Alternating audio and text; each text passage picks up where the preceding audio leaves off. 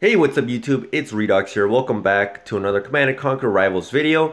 And today I want to show you guys two pro replays. And the reason why I say pro is because these replays are in the Tiberium League, which is the highest ranked league in Command & Conquer Rivals. So we have some of the best players on this game when watching these replays. And I recommend a lot of you to watch some of these replays because you can actually learn a lot on how to play this game. These players really know how to counter each unit type. They know when to control the launch pads. They know when to go for the enemy harvesters on it, and all of that. The first match we're going to watch is Neutrino versus Real Sud. And I watched the Tiberium League matches quite a bit here and there. So these two are actually very familiar names to me. I see these two players a lot in the Tiberium League shared replays. So my guess is these two are one of the best and some of the original players of this game. And Neutrino is going to go for a Militant, while Real Sud will go into a Rhino. And they're just going to kind of scout each other's bases, a very early standard opening.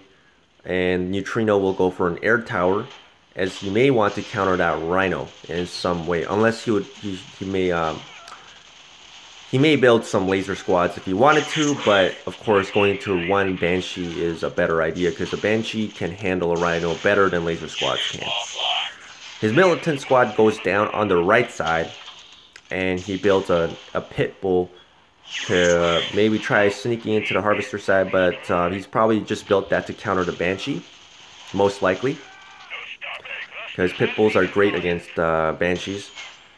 And he's going to send in his Rhino to deal with the laser squads. And Neutrino goes for a Venom. Very interesting play because Venom is only good against enemy infantry unit. Real Sud is really only going for vehicles right now. And Venom is not a very good unit against vehicles. The Venom just does not do a lot of damage at all.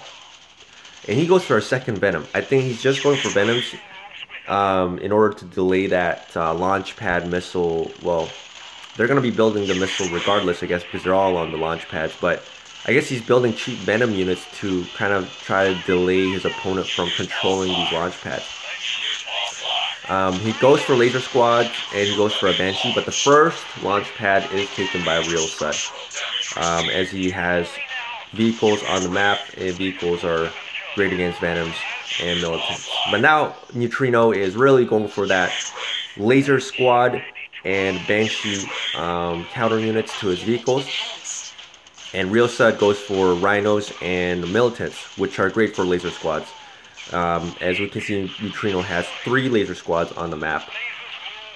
And the one Banshee is almost dead anyway, so that one Rhino should be able to deal with that right there. And he sends one Pit Bull to deal with any other Banshees that are incoming.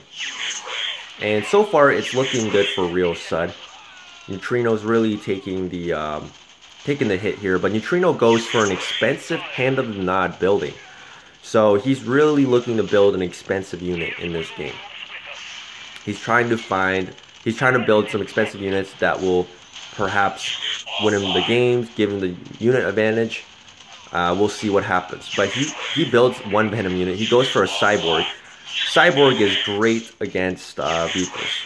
Any vehicles, it'll really take it down, unless the vehicle unit specifically counters infantry units. But it still does very well against like Rhinos, for example. And I'm guessing the Cyborg Venom combo, I think, is a pretty decent combo actually, because Venom can deal with ground infantry units that Cyborg can't handle. And the Cyborg can deal with vehicle units that the Venom can't handle. So that's a very interesting combo. And Neutrino actually secures the second launch pad as he sends out another Banshee. And Real Sud himself goes into a Tech Lab Sandstorm unit. And he sends one Rocket Jumper down to deal with the Harvester, while Neutrino gets the enemy Harvester as well. So they shut down each other, and Neutrino goes into a Flame Tank, saving up all that resources. And what he's actually going to do here, we can see, is while the enemy goes into multiple Sandstorms, and Real Sud didn't see this coming, but his Flame Tank runs for the enemy base, is powered by Oxana's Fanaticism, making attack faster, and look at that health of the base going down insanely quick on Real Sud's side. Real Sud did not see that coming. If he had seen that, he would have sent out when he sent out his 2 sandstorms. He would have immediately targeted the enemy flame tank with his sandstorms, and the flame tank would have gone down immediately. But unlucky for him, luckily for Neutrino, Real Sud did not realize he was running for the enemy base with a flame tank, and powered with Oxana's attack speed buff and move speed buff, he brings down the enemy base from half, 50% health to 0 with 1 flame tank. Very, very interesting tactic, very interesting match. And you can just see how powerful an enemy flame tank can do to the enemy base or to buildings. You can see just how much damage the flame tank can do.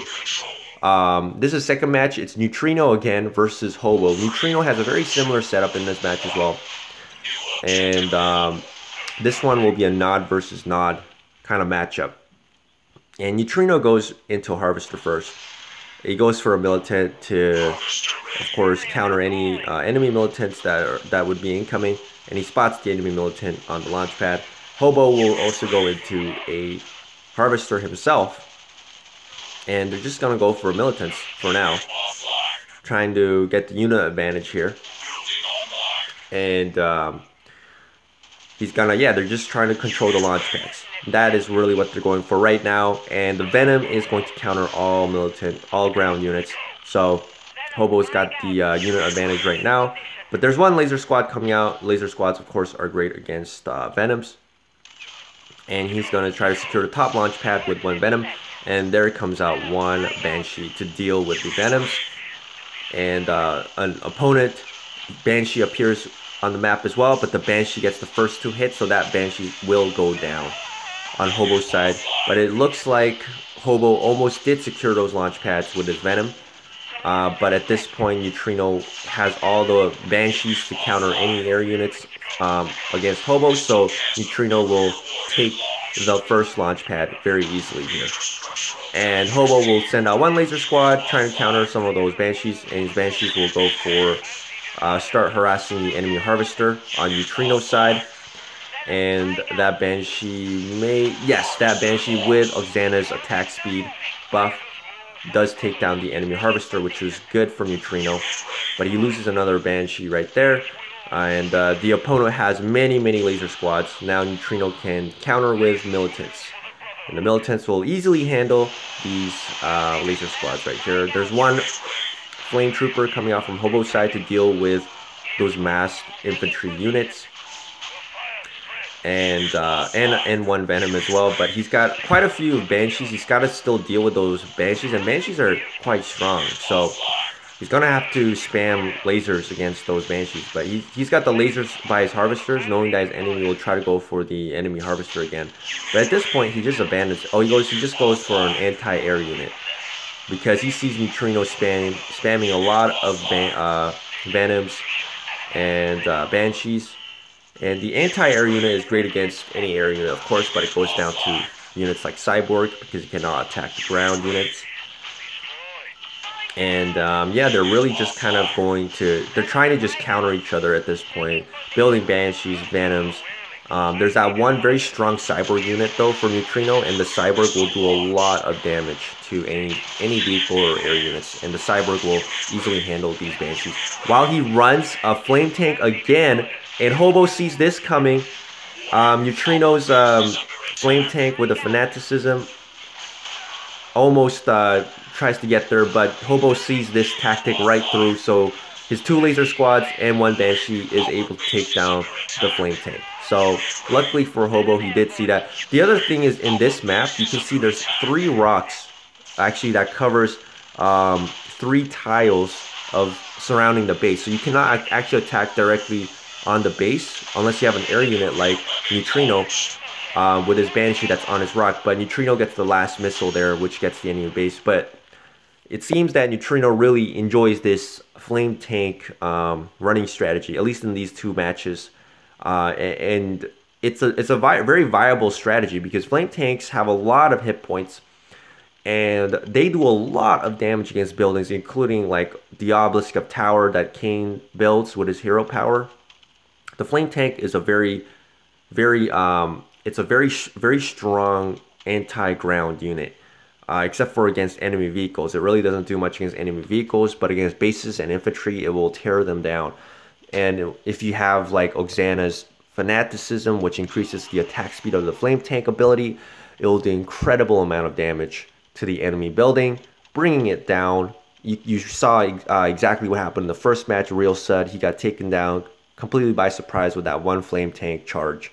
It's a viable strategy, and depending on the situation, and it works better on some maps. On this map, for example, there were 3 rocks that were covering actually a part of the enemy base, surrounding the enemy base tiles. So he actually had to send his flame tank more on the bottom side, which takes more time to travel actually.